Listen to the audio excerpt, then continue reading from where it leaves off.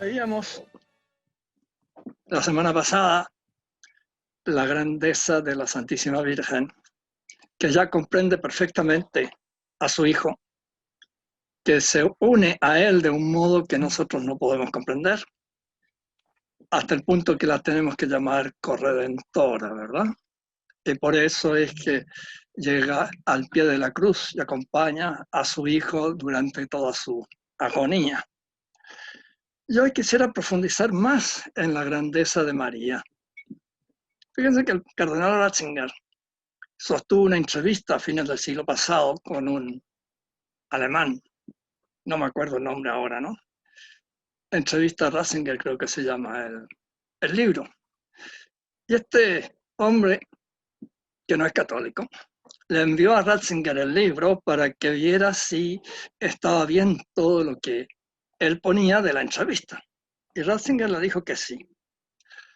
Lo que quiero subrayar es que en esa entrevista Ratzinger reconoce que él en su juventud pensaba que la devoción que los latinos tienen por la Virgen es exagerada.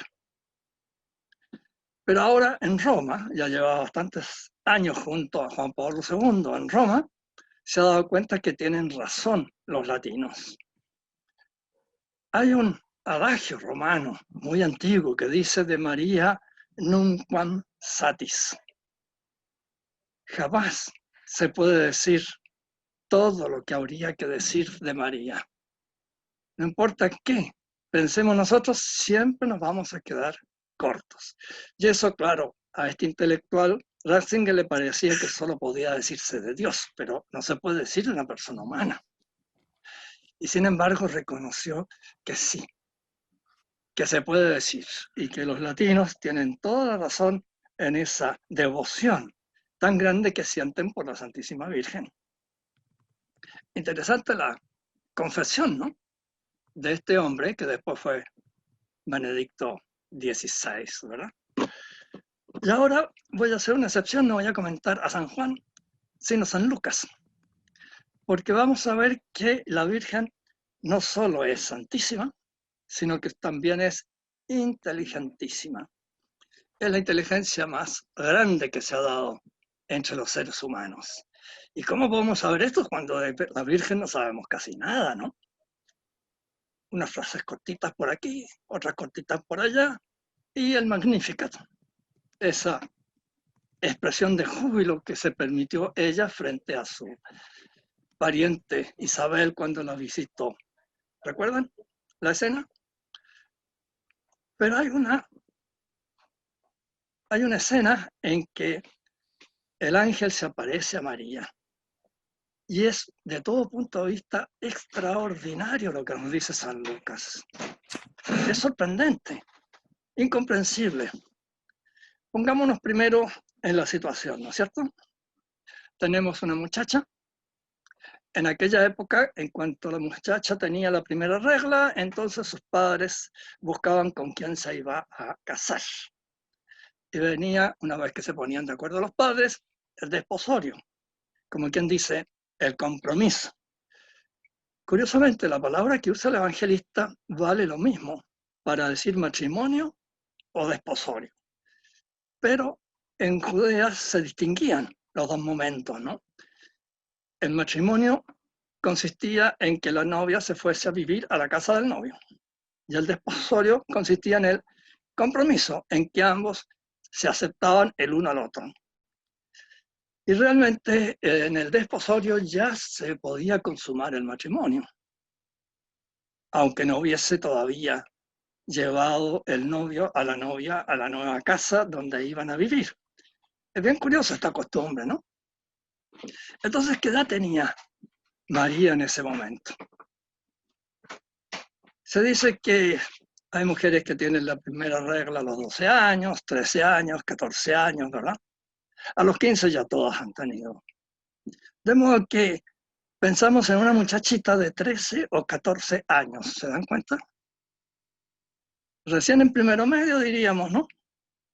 Esa es la edad de la Virgen. Claro que esta gente era mucho más madura. porque ellos no hacían como nosotros, ¿no? Encerrarse en una escuelita en que todos se lo dan, y después pasar a la media en que todos se lo dan, y después pasar a la universidad en que todos se lo dan, ¿verdad? Responsabilidad cero. Madurez cero también. ¿No es así? En cambio, en aquella época, no. Desde el comienzo, las muchachitas tenían que ayudar a su mamá. De modo que a los 10 años ya sabían todas las labores de la casa y las hacían ellas con la mamá. Eran mucho más maduras que ahora. Pero de todas maneras, ¿no? Es una muchachita. Tal vez tenía 13 años, tal vez 14. No sabemos porque todavía no se ha ido a vivir con San José. Todavía está en casa de sus padres. Y Y en ese momento entonces aparece un muchacho, digamos, ¿no? El Evangelio nos dice el ángel Gabriel, pero eso se supo después, ¿no? Leamos qué dice San Lucas, capítulo 1, versículo 26. Recuerden que los libros de la Biblia son infalibles en lo que quieren revelar. Ahora, el modo como lo revelan, eso depende de la cultura del personaje que nos habla. Y es el personaje muy antiguo, pues su cultura es muy distinta a la nuestra. Así que hay que tener siempre bastante cuidado cuando se leen estos textos que son tan antiguos. En todo caso, los evangelios ya están en una época en que domina el espíritu griego, que es el espíritu que domina también en nosotros. Pero de todas maneras hay muchas diferencias. Entonces vamos a leer. En el 6º mes fue enviado por Dios el ángel Gabriel a una ciudad de Galilea llamada Nazaret. Para nosotros es un pueblecito pequeño, ¿no? Pero es que todas las ciudades eran pequeñas en esa época, salvo, digamos, Roma, ¿verdad? Que puede haber tenido como 1 millón de habitantes en el siglo I, ¿no? En realidad estamos en el siglo I antes de Cristo, porque hubo un error al calcular la fecha. Bien, entonces Nazaret era chiquito, ¿no? A una virgen desposada con un varón de nombre José de la casa de David. ¿Por qué especifica que es de la casa de David? Porque el Mesías tenía que ser de la casa de David. Y la herencia, digamos, venía por el padre. De tal manera que si una mujer que no es de la casa de David se casa con un hombre que es de la casa de David, entonces ella queda, como quien dice, inscrita en la casa de David.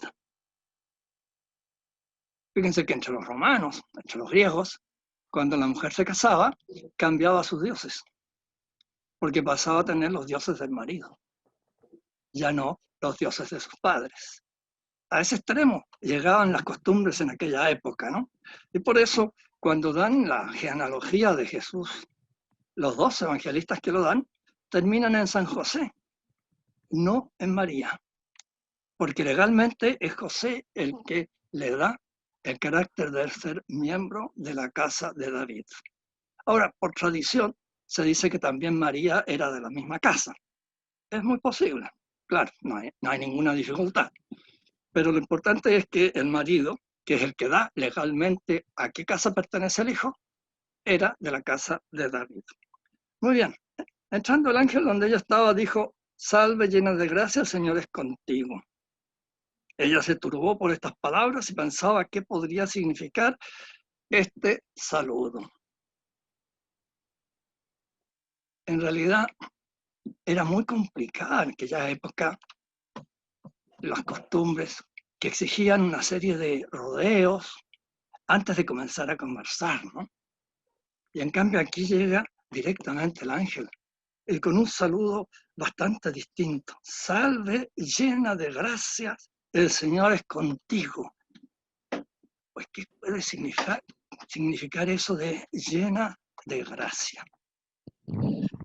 El salve, digamos, es la manera en que en España Dependiendo del latín, se podía saludar antiguamente, ¿no? Hoy día nadie saluda con esta palabra salve. Tiene que haber sido la palabra shalom en hebreo y en arameo, que significa paz. La paz era el mayor don entre los judíos, ¿no? Entonces se desean la paz y así se saludan. Comienzan con esa palabra. En este caso, claro, hay que ponerla en castellano y nadie saluda a nadie a otro diciéndole paz, ¿no? No, por supuesto. Entonces, bueno, salve. Si era por la mañana sería buenos días, hoy día, ¿no? Si es por la tarde serían buenas tardes, una cosa así, ¿no es cierto? Ya. Llena de gracia. Ay, cómo han los padres de la iglesia profundizado esta noción, ¿no? Nadie, de nadie se puede decir eso. Nosotros sí, por el bautismo recibimos la gracia, claro está. Y ellos la recibían por la circuncisión, pero llena de gracia, ¿no? La plenitud de la gracia, eso solo ella, porque ella no tenía el pecado original. Nosotros sí. De modo que ella sí pudo estar llena de gracia, tal como Adán y Eva estaban también llenos de gracia. Pero que ellos se ensoberbecieron, se independizaron de Dios y ahí vino la catástrofe, ¿no? Y María, en cambio, no. Pero de todas maneras, ¿no? Encontró muy extraño este saludo y se turbó. Pero no le dio miedo, y eso es sorprendente. En toda aparición de un personaje celestial, los hebreos se morían de miedo. Recuerden lo que ellos decían, ¿no? Quien ve a Dios muere. Nadie puede ver a Dios y seguir viviendo. Y si se aparece alguien de la corte celestial, pues lo mismo, ¿no? Acuérdense en Tobías, cuando Tobías sabe que el compañero que han dado con ellos era un ángel, se tira al suelo. Igual su hijo, los dos se tiran al suelo. Y cuando habla esa voz, cuando la transfiguración de nuestro Señor, los apóstoles se tiran al suelo, muertos de susto, porque es la voz de Dios. Y si ellos ven a Dios, mueren inmediatamente. En cambio, María solo se turbó. Esto significa una espiritualidad muy grande, una unión con Dios que nosotros no podemos imaginar. Solo se turbó por el anuncio nada más. ¿Qué podrá significar este saludo? Piensa ella. Eso nos dice San Lucas, ¿no? El ángel le dijo, no temas, María, porque has hallado gracia delante de Dios. Y vas a concebir en tu seno, y darás a luz un hijo, al que pondrás por nombre Jesús. Este será grande y será llamado Hijo del Altísimo. El Señor Dios le dará el trono de David, su padre, y reinará en la casa de Jacob para siempre, y su reinado no tendrá fin. Fíjense que las palabras del ángel están tomadas del Antiguo Testamento. Cuando Isaías le presenta al rey, le pide primero al rey que pide una señal y entonces Yahvé le dará la señal y ya ahí sepa lo que tiene que hacer. Y el rey le dice, no voy a tentar a Dios. Entonces Isaías le dice, yo te daré la señal, ¿no? Y le dice más o menos lo mismo que le dice al ángel, ¿no? Una virgen concibió en su seno y da a luz un varón al que pone por nombre Emmanuel. Se fijan que la frase es muy parecida, de modo que la Virgen, al oír esta frase, inmediatamente se da cuenta de qué se trataba. Y además le dice, este será grande, será llamado Hijo del Altísimo. También son palabras de la Escritura, ¿no? El Señor le dará el trono de David, también está en la Escritura. De modo que la Virgen, que se conocía muy bien la Sagrada Escritura, había vivido en el templo no sé cuántos años, ¿verdad? Ya está perfectamente enterada de qué se trata, ¿no? El Señor Dios le dará el trono a David su padre y reinará en la casa de Jacob para siempre y su reinado no tendrá fin. ¿Se imaginan ustedes la alegría, la exultación de cualquier muchacha que le dice eso un ángel? Si todos estaban esperando al Mesías en el siglo I por la profecía de Daniel. Hoy día se habla de más de 40 Mesías en ese siglo. Entre el siglo I y comienzo del siglo II, hubo como 40 supuestos mesías, falsos todos, por supuesto, ¿no? Uno de ellos fue reconocido por el sumo sacerdote el año 67. Y entonces, como lo reconoció el sumo sacerdote, empezó a llegar gente de todas partes de Jerusalén para formar el ejército. Los romanos se enteraron de esto, mandaron 3 legiones. Y el 68 comienza la guerra allá en Galilea. Y poco a poco van avanzando.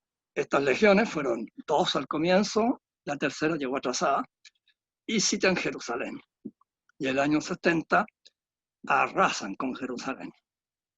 No dejan nada en pie, sobre todo no dejan nada del templo, ¿verdad?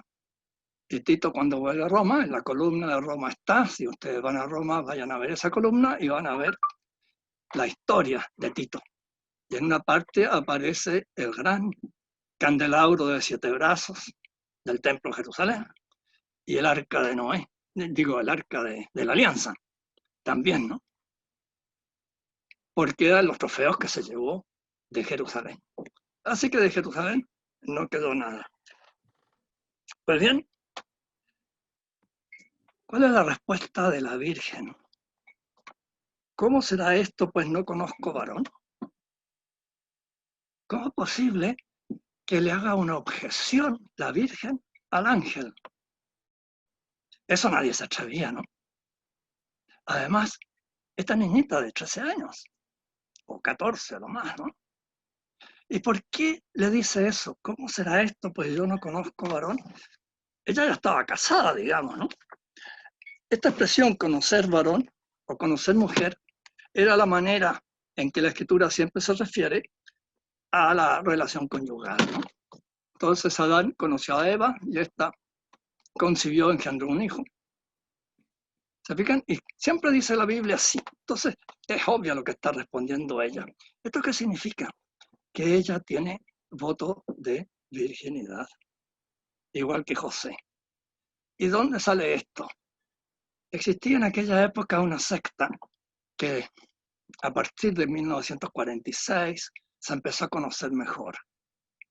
Hasta esa época solo se sabía el nombre, eran los esenios. Y según los antiguos, entre los más justos en Israel estaban los esenios. Era una secta bastante pequeña, a veces piensa que en la época de Jesús debe haber habido unos 4.000 esenios, no más, en todo Israel. Pero tenían monasterios, monasterios para varones, monasterios para mujeres, y todos con voto de castidad. Ellos habían descubierto que el consagrarse enteramente a Dios exigía el voto de castidad. Y por eso lo empiezan a practicar. Y ya tenían, por ejemplo, muy cerca del Muerto, un gran monasterio que ahora se ha excavado, dice. Y cerca de ahí, en unas cuevas, en varios lugares, ¿no? En 3 o 4 lugares, en distintas cuevas, han encontrado manuscritos, libros de la época, enterrados ahí, ocultos, justamente. Cuando vienen las legiones romanas, entonces ellos dicen, aquí se acabó la cosa, y porque Jesús lo había dicho, ¿no? Que no iba a quedar piedra sobre piedra de Jerusalén ni en su templo. De modo que todos los cristianos huyen, y los esenios también. Se sabe que la mayoría de los primeros cristianos eran esenios. Hay una serie de detalles, ¿no? Y San Juan Bautista también lo era. Justamente dice que San Juan Bautista se fue al desierto. Eso quiere decir que se fue a Qumran, al monasterio. Y después sale de ahí y comienza a predicar el bautismo penitencial, que era una ceremonia que los esenios hacían con mucha frecuencia, un bautismo de purificación. Entonces, fíjense, la Virgen se da cuenta que este ángel no puede ser, porque no puede ser que Dios le pida a ella que deje a un lado su consagración. Dios jamás le pide a una persona que dé un paso atrás en su purificación, en su progreso espiritual. Siempre es el paso adelante. Fíjense, esta chiquita ya lo sabía. Y aunque le dice un ángel, ella dice, no, esto no va. Este ángel no puede venir de Dios. Si viniera de Dios, sabría que yo soy virgen y por lo tanto no puedo ser la madre del Mesías. Pero claro, por otro lado, de alguna manera el ángel se presentó como ángel, ¿no? Entonces tampoco podía rechazarlo así nomás. Entonces, como quien no quiere la cosa, le puso una trampa al ángel. ¿Se dan cuenta de la inteligencia de esta niñita? Además, su conocimiento místico, ¿no? Saber que jamás Dios le va a pedir a alguien que dé un paso atrás en la perfección moral. No, siempre es un paso adelante. De modo que ella no puede perder la virginidad, ni siquiera para ser madre del Mesías. Le toman el peso a esto, si lo que quería toda mujer era ser madre del Mesías, ¿no es cierto? En una época en que ya había habido varios Mesías fraudulentos, pero en fin, ya había habido varios, entonces no cabía duda. Era el momento en que tenía que llegar el Mesías. Y va a tener que tener mamá, por supuesto, ¿no? Entonces, pues ella se niega a ser mamá del Mesías. ¿Se dan cuenta? ¡Qué inteligencia! Y una chiquita de 13 a 14 años le pone una trampa al ángel para saber si es realmente un ángel o no. ¿Y cómo lo va a saber? Porque tiene que mantener la virginidad. Es la condición. Puede ser madre del Mesías siempre que siga siendo virgen. Si no, no.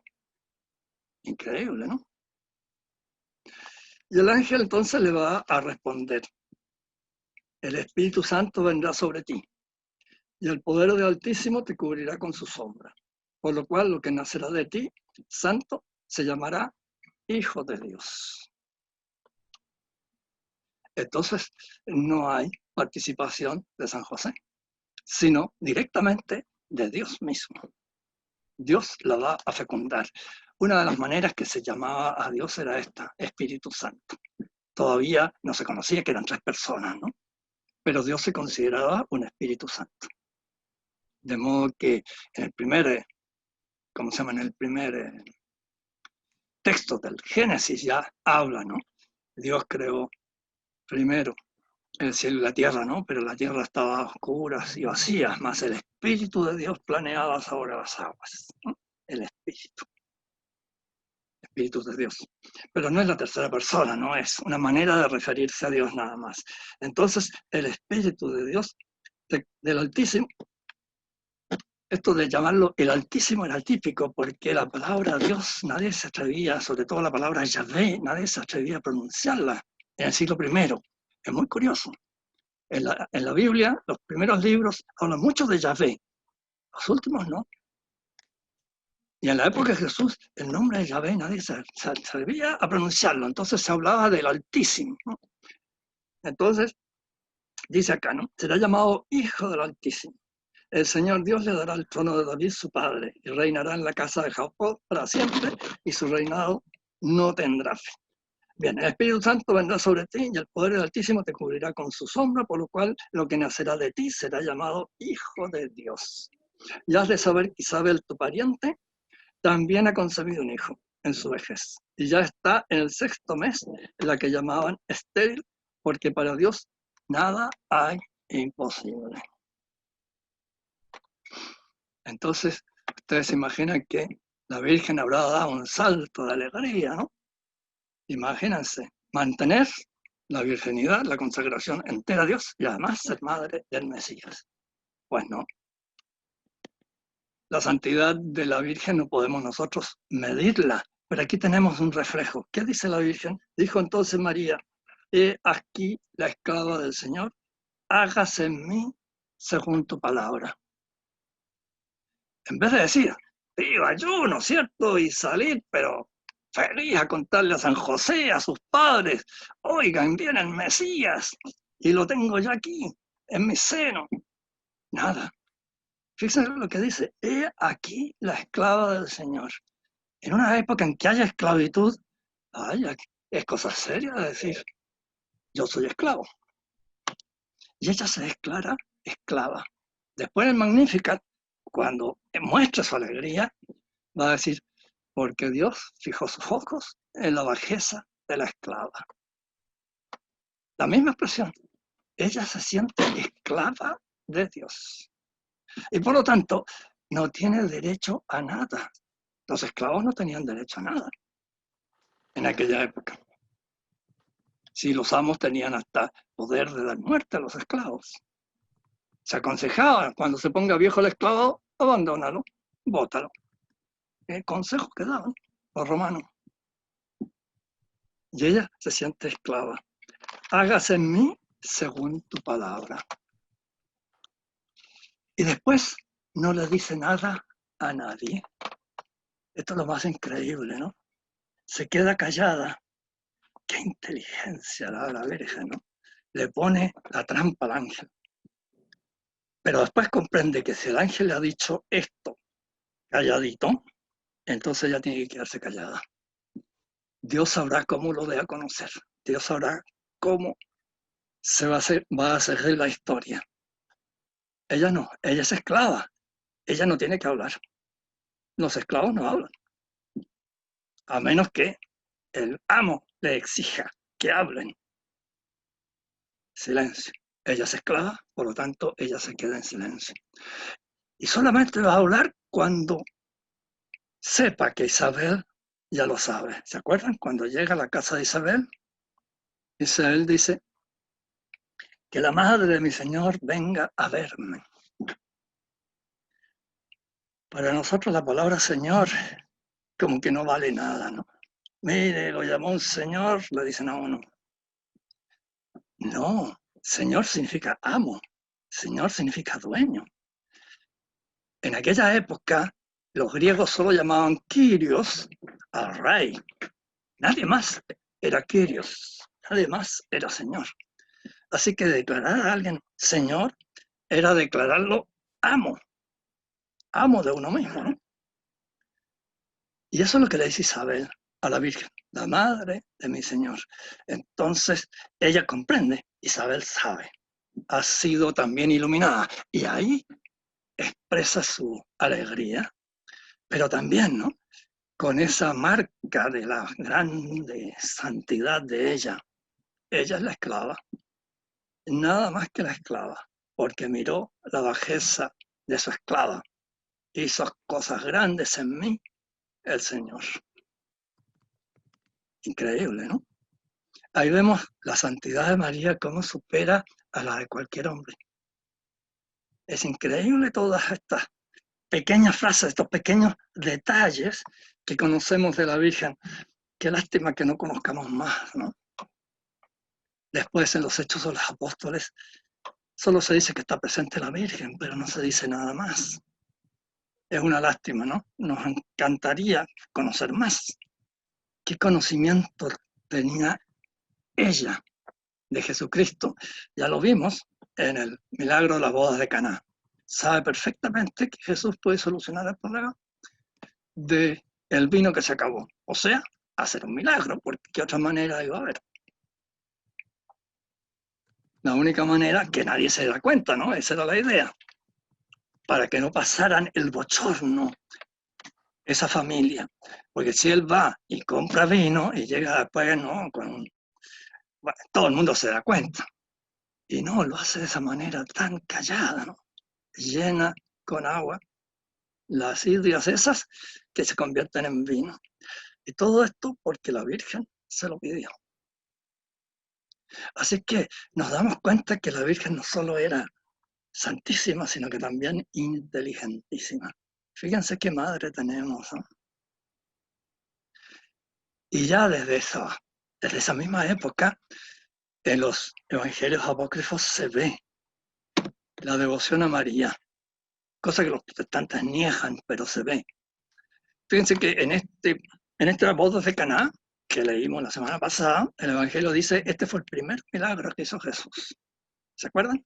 Los discípulos creyeron en él, o sea, se confirmaron, ¿no? Pues esos libros que se llaman apócrifos hoy día, evangelios de la infancia, de la niñez de Jesús, están llenos de milagros. Y Santo Tomás, cuando comenta esto, dice que el texto de San Lucas declara inmediatamente que todos esos libros son falsos. O por lo menos no son inspirados, ¿no? Puede que digan cosas verdaderas, pero no están inspirados. ¿Por qué? Porque el primer milagro lo hizo la boda de Caná. De tal manera que todos esos tienen que ser descartados. Y lo hizo por petición de la Virgen. Pero fíjense una cosa, en esos libros, el niño Jesús, guaguita, hace muchos milagros, pero siempre por petición de la Virgen. Fíjense qué curioso es eso. O sea, la devoción a la Virgen comienza ahí. Esos libros son del siglo II y III de nuestra era, ninguno es del siglo I. Los evangelios son todos del siglo I.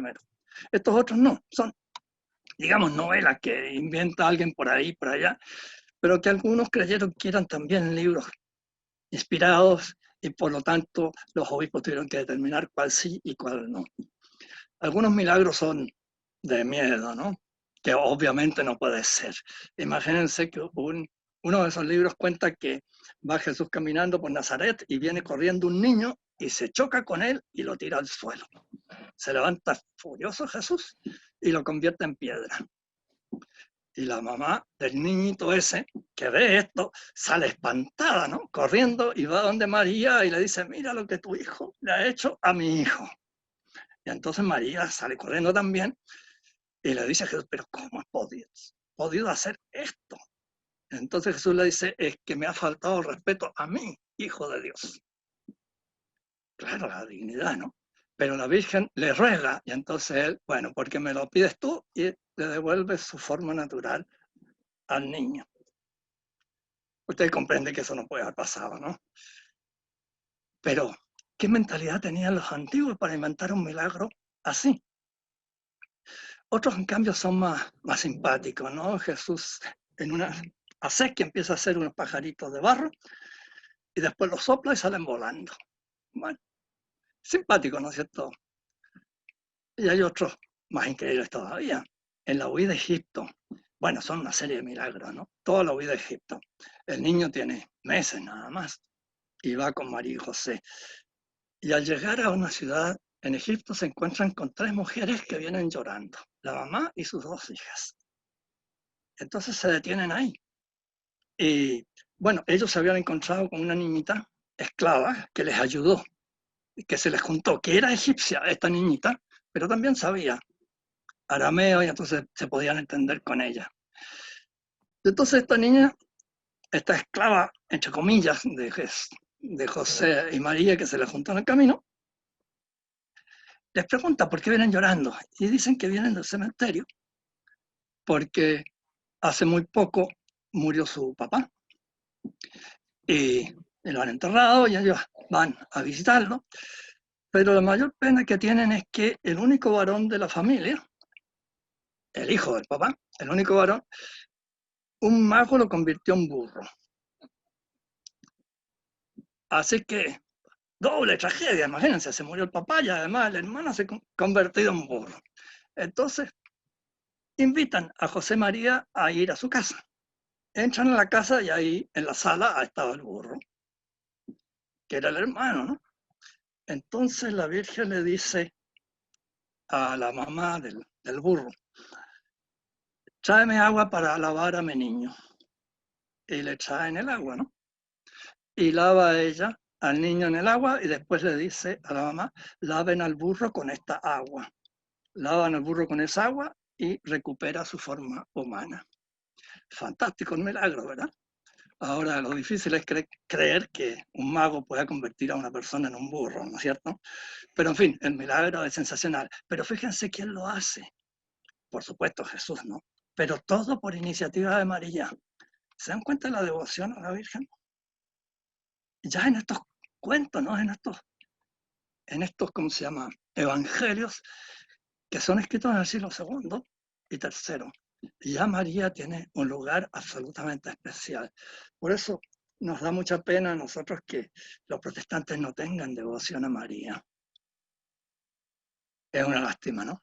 Ellos se lo pierden, claro está. No debería ser así. deberían tener también la misma devoción que tenemos nosotros. Los ortodoxos la tienen.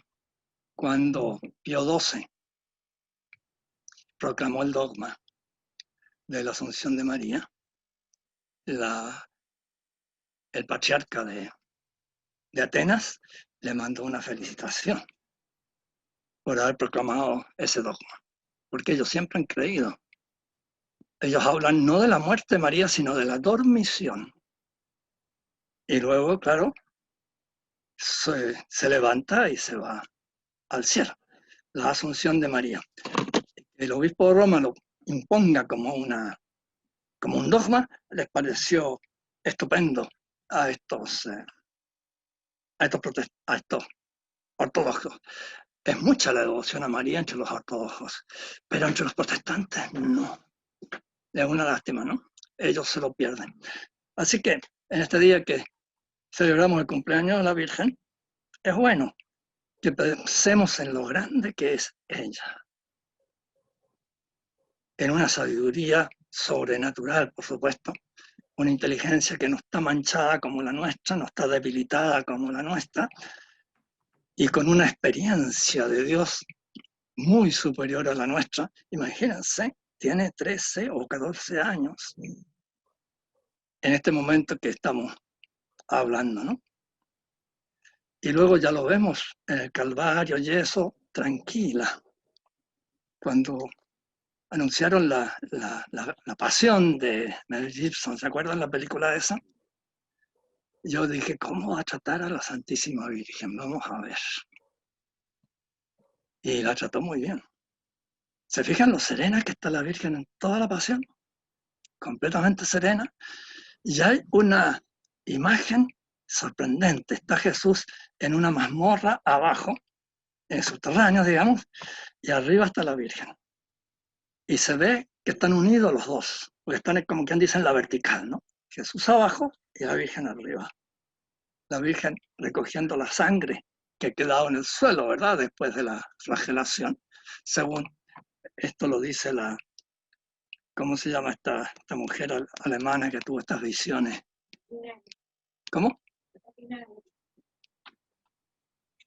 ¿Cómo? Catalina Emmerich. Catalina Emmerich, ya. Santa Catalina hoy día. Y desgraciadamente esas visiones, ese libro lo escribió un protestante, un poeta.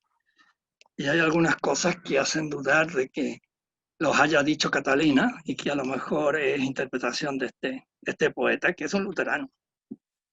Pero en fin, que se entusiasmó con las visiones de Santa Catalina. Y ahí eso de que ella recoge la sangre, ¿no? Y la toalla para recoger la sangre se la dio la esposa de Poncio Pilato.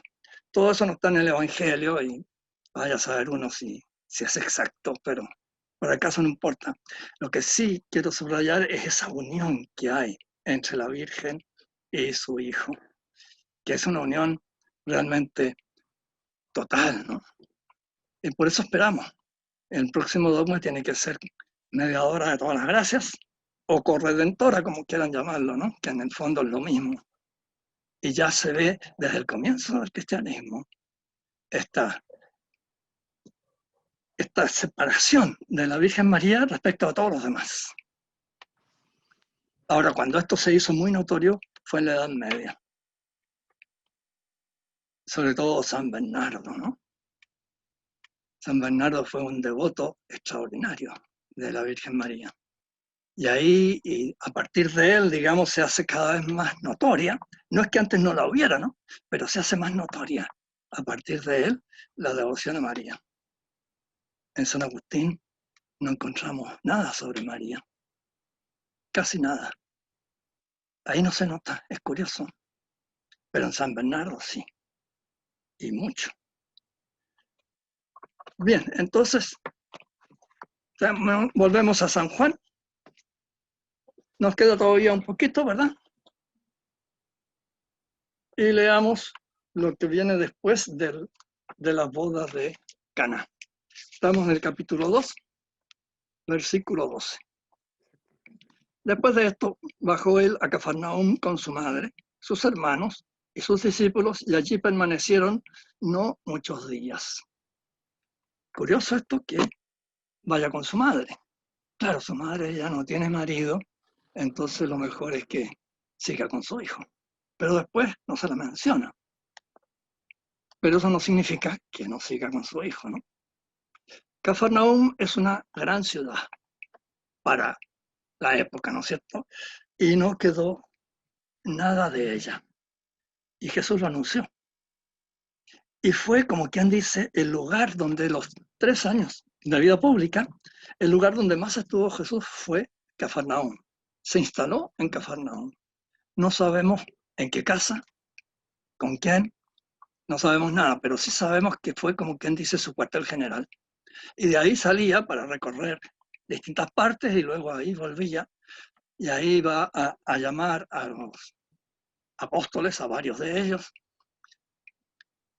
Y sin embargo, en un momento les va a decir que si lo que se hizo aquí en Cafarnaúm se hubiese hecho en Sodoma y Gomorra, se habrían convertido. Así que ustedes van a ser peor tratados que Sodoma y Gomorra. Vaya la maldición que les echó, ¿no? Y de hecho, no queda nada de Cafarnaúm. Unas pocas piedras por aquí y por allá. La base de la sinagoga, que se ve que era una sinagoga grande, de modo que la ciudad tiene que haber sido grande, ¿no es cierto? Pero queda solo la base. Desapareció prácticamente totalmente esa ciudad. Y era muy rica. Era famosa toda Galilea por su riqueza. Y también por su helenización. Entonces ahí se quedó, ahora no muchos días. La Pascua de los judíos estaba próxima y Jesús subió a Jerusalén. De modo que vuelve a salir. Primera subida a Jerusalén. Fíjense que el único que menciona esta primera subida a Jerusalén es San Juan. En los otros evangelios no aparece. Y por San Juan sabemos que todos los años subió a Jerusalén. Subió varias veces. En los otros, en cambio, callan esto. Es curioso, ¿no? Y por eso se ha discutido bastante la historicidad de este evangelio. Porque es un evangelio que quiere demostrar que Jesucristo es Dios. Y bueno, si quiere demostrar que Jesucristo es Dios, entonces la historia misma no interesa mucho. Y sin embargo, cada día más los expertos dicen, el más histórico es San Juan. Curioso, ¿no? El más histórico, el que más respeta la historia es San Juan. Claro que elige, por supuesto, ¿no? Porque él mismo dice, ¿no? Si contáramos todo lo que Jesús hizo y dijo, no cabrían en el mundo los libros. ¿Se acuerdan? Una de las últimas frases del Evangelio de San Juan. Así que él eligió, pero curiosamente, fíjense, recién después de el milagro de boda de Caná, va a Cafarnaúm, permanece ahí no muchos días y luego baja a Jerusalén. Y halló en el templo a los que vendían bueyes, ovejas y palomas, y a los cambistas sentados. Y haciendo un azote de cuerdas, arrojó a todos del templo, también a las ovejas y a los bueyes, y derramó las monedas y volcó las mesas de los cambistas. Y a los que vendían las palomas les dijo, quitad eso de aquí, no hagáis de la casa de mi padre casa de comercio. Es realmente increíble esta escena. A Jesús no lo conoce casi nadie todavía. Todavía no ha hecho viajes por aquí y por allá. Y sin embargo entra al templo y arrea con todo el mundo. Qué fuerza tiene que haber tenido la mirada de Jesús, ¿no? ¿Qué autoridad tenía Jesús cuando quería tener autoridad? Nadie fue capaz de atajarlo. Y el templo estaba lleno de gente. Imagínense cómo habrán tratado de defender su comercio, su negocio, los que estaban allí, ¿no? Y sin embargo, nadie se atrevió. Jesús arreó con todos. Claro, también sabían que en el templo no debía haber nada que no fuera cosa religiosa, ¿no? Y ellos estaban ahí vendiendo animales y cambiando monedas. Claro, era todo para el templo, por supuesto, ¿no? Los que venían de afuera y querían dar limosnas al templo, entonces tenían que cambiar la moneda de afuera por la moneda del lugar. Pero de todas maneras, el templo es una casa de oración. De modo que eso lo pueden hacer en la ciudad de Jerusalén, pero dentro del templo, no. Y nadie se atreve a detener a Jesús. Y fíjense que esto mismo lo cuentan los otros evangelistas, pero en el momento en que va a comenzar la pasión, la última estadía de Jesús en Jerusalén, después del Domingo de Ramos. En esos días que vienen después, cuentan esta misma escena.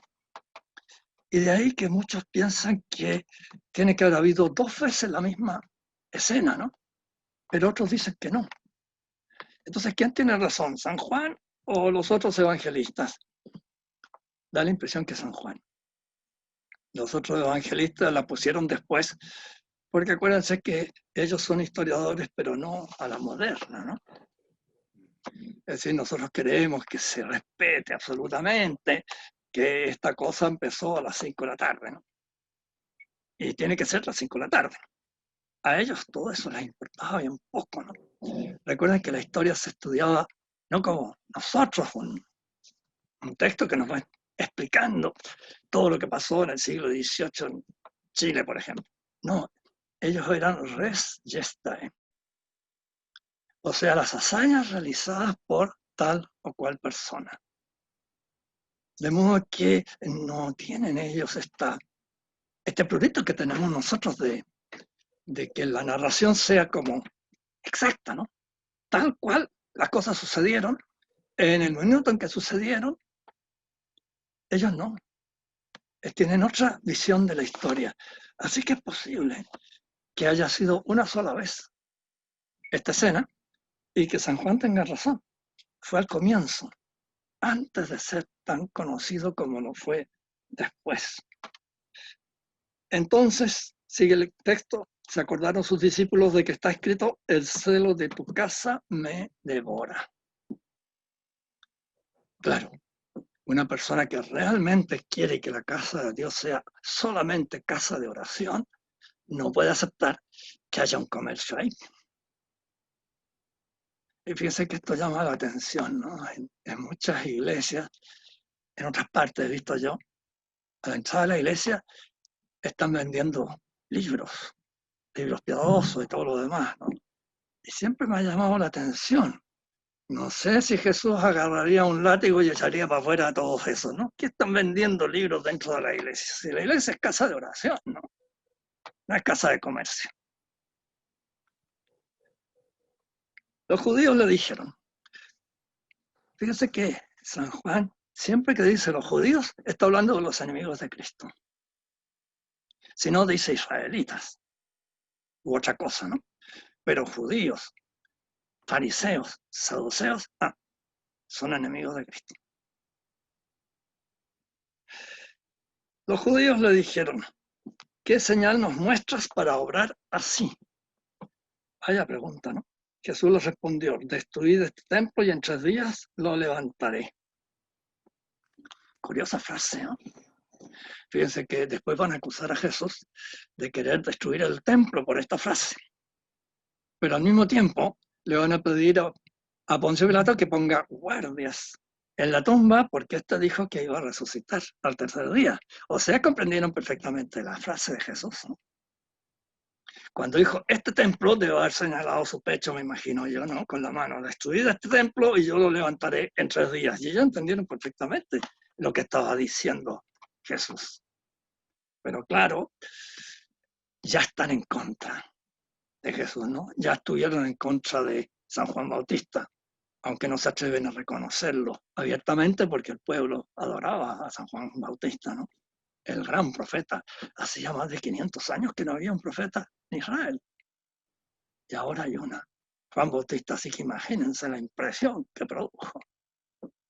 El último profeta es del 400 y tantos antes de Cristo. Y ahora estamos después de Cristo, ¿no? Así que son casi 500 años sin un profeta en Israel. Curioso. Y aparece San Juan, ¿no? Entonces le replicaron, 46 años se ha empleado en edificar este templo y tú en 3 días lo levantarás. Mas él hablaba del cuerpo de su cuerpo, del templo de su cuerpo. Claro, San Juan da la explicación, ¿no? Y cuando resucitó de entre los muertos, sus discípulos se acordaron de que había dicho esto y creyeron en la Escritura y a la palabra dicha por Jesús. Qué curioso, los mismos apóstoles olvidaron esto, a pesar de lo claro que era, ¿no? Y cuando resucitó, ahí se dieron cuenta, ahí recordaron lo que había dicho. Es que a quién le puede entrar en la cabeza que una persona diga que va a resucitar. Si hay algo que pone fin absolutamente, es la muerte. De modo que creerle a Jesús que él iba a resucitar, vaya, como que imposible, ¿no? Mientras él estuvo en Jerusalén durante la fiesta de la Pascua, muchos creyeron en su nombre al ver los milagros que hacía. Pero Jesús no se fiaba de ellos porque lo conocía a todos. Qué curioso. Hizo muchos milagros, pero no se narra ninguno. Ni siquiera esta primera visita se narra en los otros evangelios. Bueno, es otra cultura, ¿no es cierto? Yo creo que hoy día, si tuviésemos la gruta en la que nació Belén intocada, ¿qué haríamos?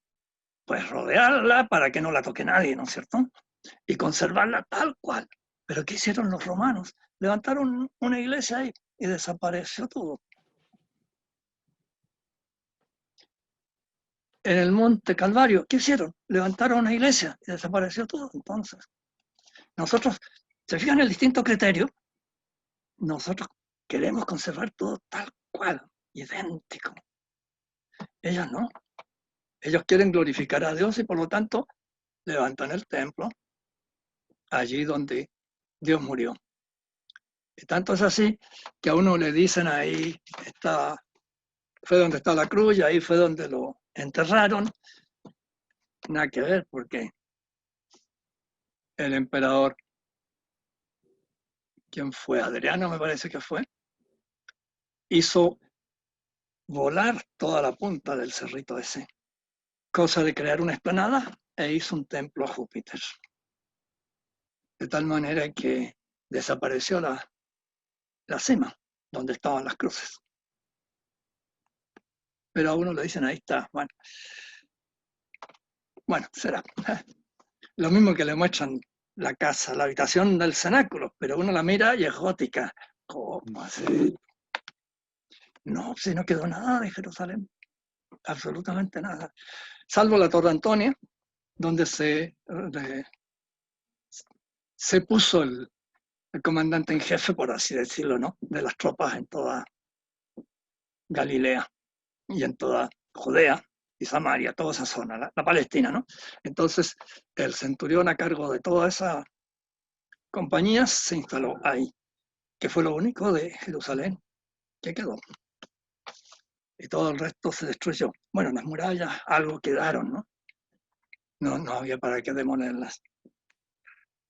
Entonces Jesús no se fiaba de ellos porque lo conocía a todos y no necesitaba que nadie le diera testimonio acerca del hombre por cuanto él por sí mismo conoce lo que hay en el hombre. San Juan hace sus comentarios, ¿verdad? Mucho más que los otros apóstoles que rara vez hacen algún comentario. San Juan, en cambio, sí lo hace. Y ya lo había mostrado cuando conoció a Natanael, ¿se acuerdan lo que dijimos? Cuando estabas debajo de la higuera, yo te vi. El otro inmediatamente quedó paralizado, ¿no? Algo muy importante había pasado ahí. Bueno, entonces San Juan aprovecha eso, nos dice, no, él conoce todo lo que hay en el hombre. Claro, es Dios. Es una frase que se repite mucho en la Escritura. Nosotros vemos la cara, Dios ve el corazón. Y aquí Jesús lo está mostrando, ¿no? Él ve en el corazón de todas las personas. Nadie tiene que decirle nada. Él lo sabe. Bueno, muchas veces ustedes esperan en el Evangelio que Jesús pregunta, ¿qué quieres? ¿Qué sé yo, no? Pero no es porque Él no lo sepa. Es que quiere que la otra persona hable, ¿no? Y nada más, porque Él lo sabe todo. Bueno, todo lo que una inteligencia humana puede saber, ¿verdad? Ahora, como Dios sabe todo, absolutamente. Pero la inteligencia humana de Jesús, no. Pero todo lo que Él necesita saber para actuar como hombre, lo sabía. Y lo sabía desde el comienzo. ¿Y cómo eligió Judas si sabía que lo iba a entregar? Buena pregunta, ¿no? Bueno, cada vez que hay una crisis en la iglesia, y sobre todo sacerdotes que se portan mal, obispos que se portan mal, pontífices que se portan mal, uno se acuerda de Judas. Claro, nos dejó la lección clarita. Va a haber malos obispos. Judas, el primero. Pero después son muchos los que ha habido malos. Claro que muchos más son los buenos. Hay muchísimos. Don Juan Carlos apagó su audio.